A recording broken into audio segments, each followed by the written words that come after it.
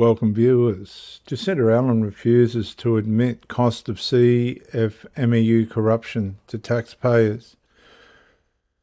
What happens when corruption is no longer hidden in back rooms but carried through taxpayer-funded construction sites, inflated contracts, delayed projects and public money? The Cfmeu scandal is not only a union story, it's a government accountability story, and a reported estimate placed on possible cost to Victorians, taxpayers, is about $15 billion, while Premier Jacinta Allan has dismissed that figure as untested and unproven. The tension is the centre of the issue, not only what happens, but who's willing to account for the cost. Premier, welcome to 7:30. Good evening, Sarah. Is your poor performance as Premier going to usher in the first One Nation coalition government in Australia? Some of the issues that face you, and obviously that voters will be using to make their final determination about whether they no longer support a Labor government in Victoria, particularly on crime and corruption. So at the top of that list, obviously, is the infiltration of state infrastructure projects by union criminals. You've rejected the figure put forward by corruption buster Geoffrey Watson about how much money that crime and corruption has cost your state. He said it cost the state $15 billion. If Geoffrey Watson has the wrong number, what is the right number? Well, Geoffrey Watson has since said that figure he claimed has been misquoted, so that figure remains in dispute. But so what's the immediate action? Let me just come back to this. It matters. You have said that this is not the right figure. I want to know whether you have asked the question about what the number is and what the answer to that question is. How much has that crime and corruption in the Cfmeu cost Victorian taxpayers?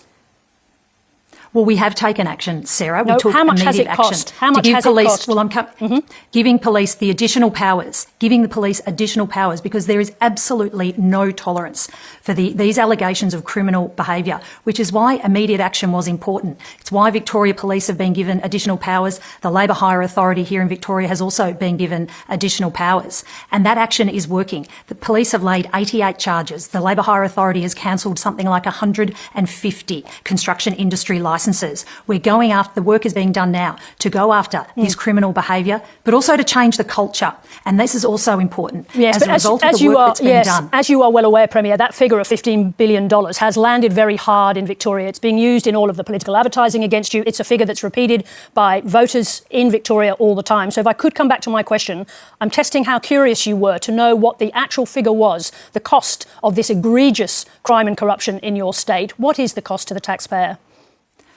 Well, again, this is why I'm giving Victoria Police those additional powers and the Labour Hire Authority additional powers to investigate this work right now. That is not an answer to the question. I am puzzled why someone in your position who was in charge of the big build should not, in the event of this revelation of a very large amount of money, a huge cost to the Victorian taxpayer, that you wouldn't pose the question as to how much it really cost if you thought that wasn't the figure. Have you not asked the question?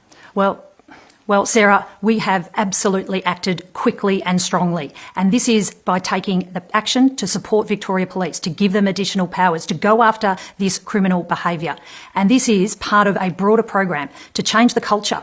We have zero tolerance for this sort of behaviour, zero tolerance for this action. And that is why the actions that we have taken are seeing charges are being laid, construction industry licences are being cancelled. And we're backing the work of Victoria Police and the Labour Hire Authority. And also, too, there's further work to protect whistleblowers who want to make these claims, to require the construction industry companies who are responsible for these work sites to also report allegations into Victoria Police. This is immediate action right now, and it is immediate action that is working. Let's talk about how corruption is combated in your state, and I know that all of the audience heard you not answer that question, I think 3 or 4 times. But moving on to the broader question of corruption, after lengthy campaigning, you've agreed to strengthen Victoria's weak anti-corruption system, but you're not going to bring it in until after the election, when it won't apply to you, the person who was the minister of responsible for the big build. How do you don't make that key change to the definition? It was an important point you made, so to be clear, that new legislation would apply to any decision that you made while you were minister? Yes, we've already announced that. Well, thank you for the clarification. Viewers, this episode examines the political, psychological and denial under pressure of Jacinta Allan. When allegations of criminal infiltration inflated costs, site misconduct and organised corruption emerge around public infrastructure, the first public demand, simple: tell taxpayers what it cost. But instead of clarity, the public often receives procedural language, contested figures, judicial boundaries and institutional deflection, as you heard in that interview with Jacinta Allan. The issue is not whether every dollar figure is being judicially proven. The issue is whether government can credibly claim stewardship while refusing full exposure of the damage. Jacinta Allan's defence rests on rejecting the estimate as untested. Critics argue that this response avoids a larger moral question. How did corruption become embedded around publicly funded projects, and why did taxpayers carry the risk? The deeper problem is public trust. Once citizens believe corruption has entered the machinery of infrastructure, every road, rail project, delay, overrun, budget blowout becomes suspect.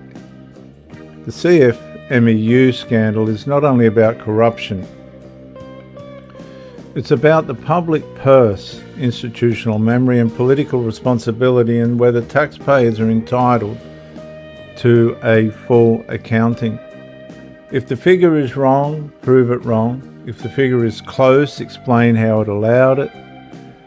But if government simply rejects the cost without exposing the truth, the public's left with the worst conclusion of all.